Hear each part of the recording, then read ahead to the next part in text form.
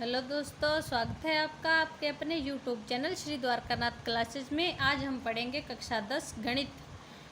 और इसमें जो नया सिलेबस है आपका इस साल का, उसी के अकॉर्डिंग आपको क्वेश्चन सॉल्व करवाए जाएंगे। और हम पढ़ेंगे आज बहुपद प्रश्नावली 2। बहुपद को इंग्लिश में क्या कहते हैं?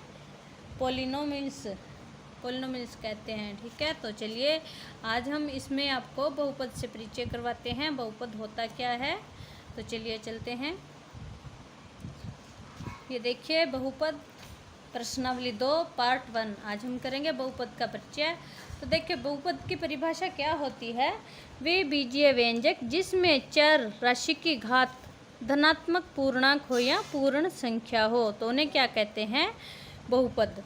तो चलिए एग्जाम्पल के तौर पे देखते हैं क्या है। जैसे कि हमारे पास क्या है, एक्स की स्क्वायर 2 प्लस एक्स प्लस 3, तो इसकी घात अधिकतम क्या है? 2 है।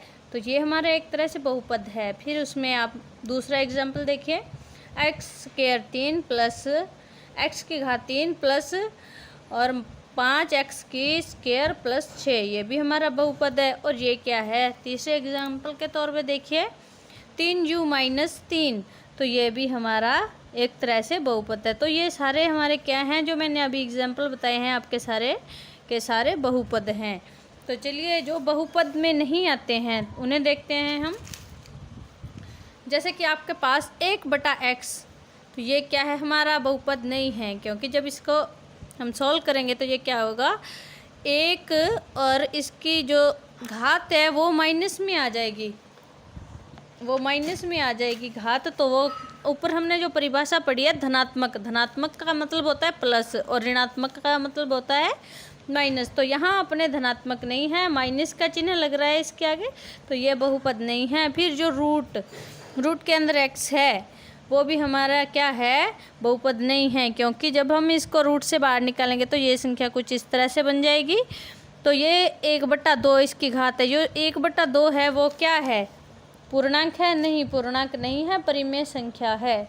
अब देखिए तीसरा एग्जाम्पल भी देख लेते हैं, x प्लस 1/x, ये भी हमारा बहुपद नहीं है। रूट x प्लस 3, ये भी हमारा बहुपद नहीं है।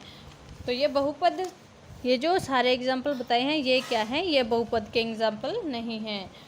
चलिए अब चर राशियाँ देखते हैं क्या होता है, क्योंकि इन्हीं के आधार पर हमारी सारी एक्सरसाइज सॉल्व होने वाली है, चर और अचर राशियों के। तो चर राशियाँ क्या होती हैं? जो इंग्लिश के अल्फ़ाबेट होते हैं A to Z।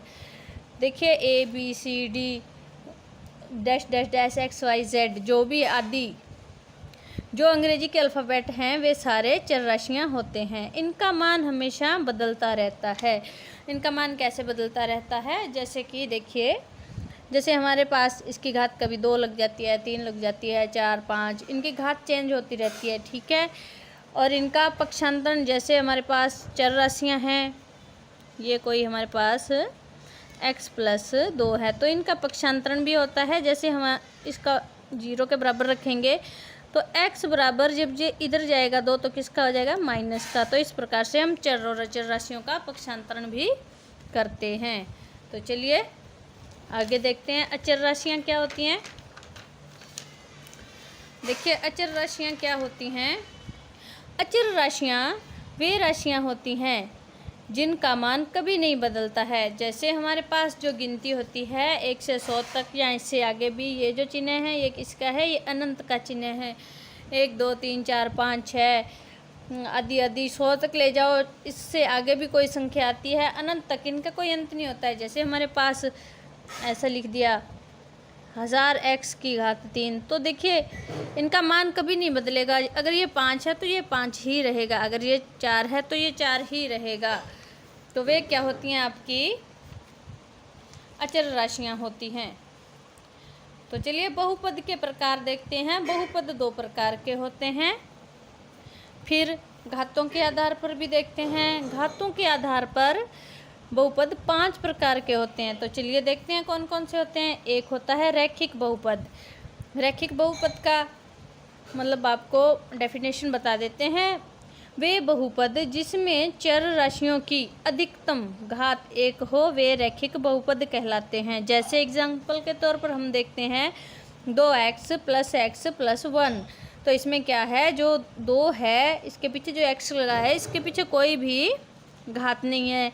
तो मतलब जिसके ऊपर घात नहीं होती है तो उसकी घात कितनी होती है, 1 घात होती है।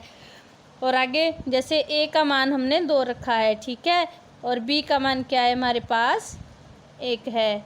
तो चलिए आगे द्विघात बहुपद देखते हैं। द्विघात बहुपद क्या होता है, जिसमें चर राशि की अधिकतम घात 2 होती है, वह क्या होता है, द्विघात बहुपद होता है। एग्जाम्पल देखिए, उदाहरण के तौर पे हमने ले लिया 2x की स्क्वायर 2 प्लस एक्स प्लस 1। तो इसमें जो x के ऊपर स्क्वायर लगी हुई है 2 लगा हुआ, तो ये क्या है, इसकी घात है, ठीक है, ये इसकी घात है। जैसे a स्क्वायर 2 ax की square 2 plus bx plus c। तो ये देखिए, ये जो a है इसकी जगह कहाँ है, 2 लिखा है हमने, और b की जगह 1 है। जहाँ कोई संख्या नहीं होती है वहाँ क्या होता है, 1 होता है b, और ये क्या है, c, ठीक है। तो ये चीज़ें है हमारे पास। आगे देखिए त्रिघात बहुपद। त्रिघात बहुपद क्या होता है, त्रिघात बहुपद जिसमें चर राशि की अधिकतम घात 3 होती है। एग्जाम्पल 4x की घात 3 प्लस 2x की स्क्वायर प्लस 4x प्लस 2। अब इसमें देखिए ax की घात 3 प्लस bx की square plus cx plus d। ये जो ABCD लिखा है ये क्या है, ये इसके ये वाले मान रखे हुए हैं ABCD के। इसमें कंफ्यूज होने वाली कोई बात नहीं है। अगर आप ध्यान से ये वीडियो देखते हो तो आपको एकदम से अच्छे से समझ आएगा। जब हम क्वेश्चन करेंगे तो बहुत ही अच्छे से करेंगे क्वेश्चन। अब देखिए चौथा नंबर है अचर बहुपद। अचर बहुपद क्या होता है, उसकी डेफिनेशन हम आपको बताते हैं। वे बहुपद जिनमें चर राशि की जो घात है वह शून्य होती है, यानी कि 0 होती है। चर राशि मैंने आपको बताया ही था, ABCD YZ आदि। तो जैसे एग्जाम्पल के तौर पे बता दें हम, जैसे 3x, अब इसके ऊपर कुछ नहीं लगाया है, 0 लगाया है। तो देखिए जो हमने डेफिनेशन में पढ़ा था वही तो है, 3x की घात कितनी है, 0 है। एक और ये क्या है, ax की घात 0। a का मान कितना है हमारे पास, 3 है, इसमें कंफ्यूज नहीं होना है। फिर एग्जाम्पल के तौर पे देखिए 7x की घात 0, 2y की घात भी 0 है। तो ये क्या होते हैं, हमारे सारे अचर बहुपद होते हैं। अब शून्य बहुपद क्या होता है, शून्य बहुपद की डेफिनेशन है, वे बहुपद जिसके सभी गुणांक शून्य हों। गुणांक शून्य का मतलब होता है जिसके साथ हम गुणा कर रहे हैं। देखिए पहले मैं बता दूं आपको, फिर मैं आगे लिख के बताऊंगी। जैसे 0x की घात 2 प्लस 0x प्लस 0 आदि।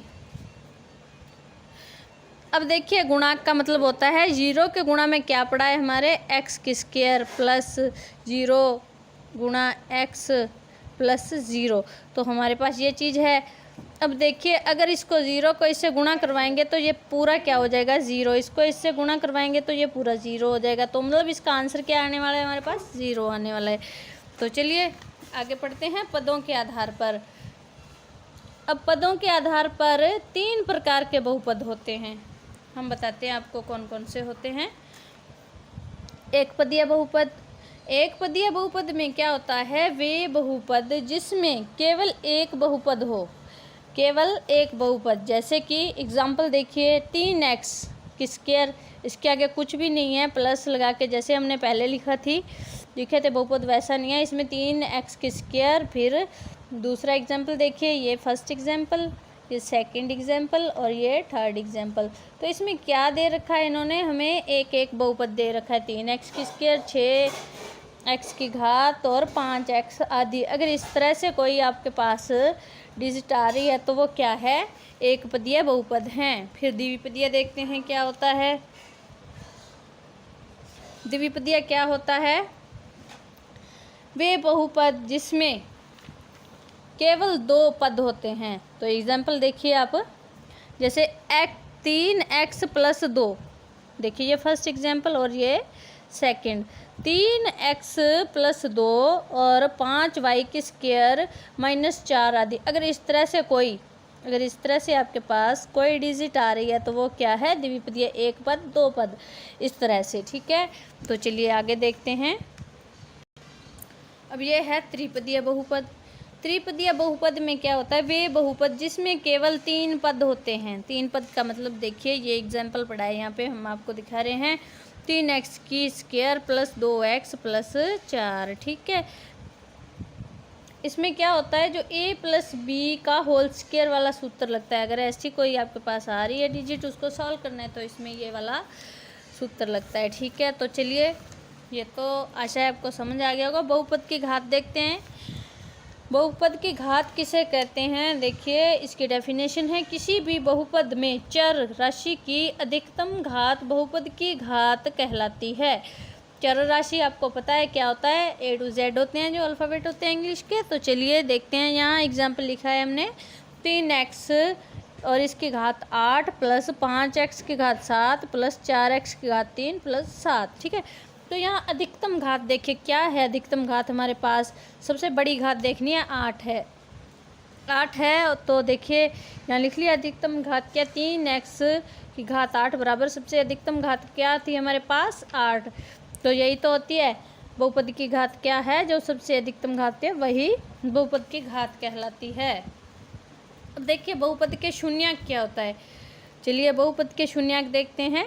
चर राशि के जिस मान पर बहुपद का मान शून्य हो, चर राशि, देखिए चर राशि के जिस मान पर बहुपद का मान शून्य हो जाए उसे बहुपद के शून्यांक कहते हैं। एग्जाम्पल के तौर पे मैंने लिख लिया 6x की स्क्वायर माइनस 3x माइनस 3।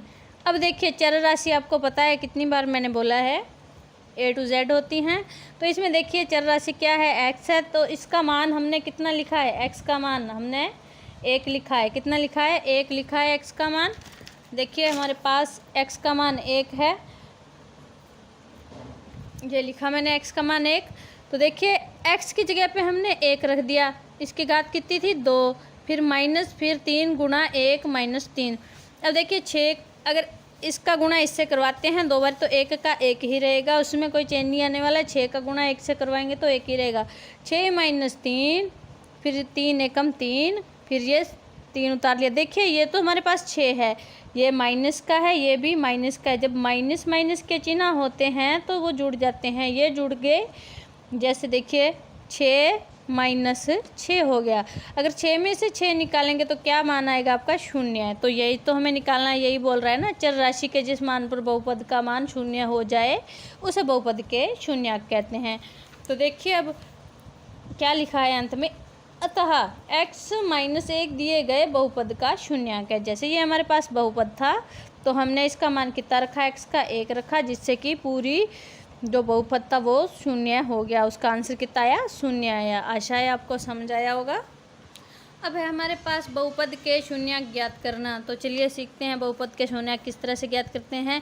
किसी भी दिए गए बहुपद के शून्यांक को ज्ञात करने के लिए उस बहुपद को 0 के बराबर लिख कर हल करने पर जो मान प्राप्त होता है उसे बहुपद के शून्यांक कहते हैं। तो देखिए एग्जाम्पल के तौर पर लिखा है x प्लस 3 का शून्यांक लिखें, तो बिल्कुल सिंपल है, x प्लस 3 लिख लिया हमने, तो इसके बराबर हमने क्या रखा है, 0।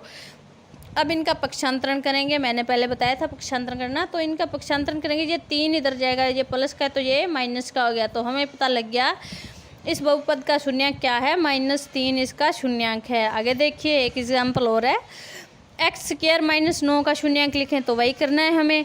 ये वाली जो बहुपद है इसको नीचे लिख लेना है, इसके बराबर 0 लिख लिया।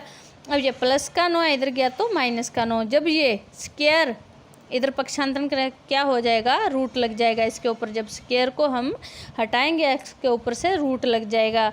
तो ये जैसे इसको अब क्या करेंगे, रूट लग गया, अब रूट में से ये 9 को बाहर निकालना है, तो क्या है 3 गुणा 3, जोड़ा बन गया 3 गुणा 3 का।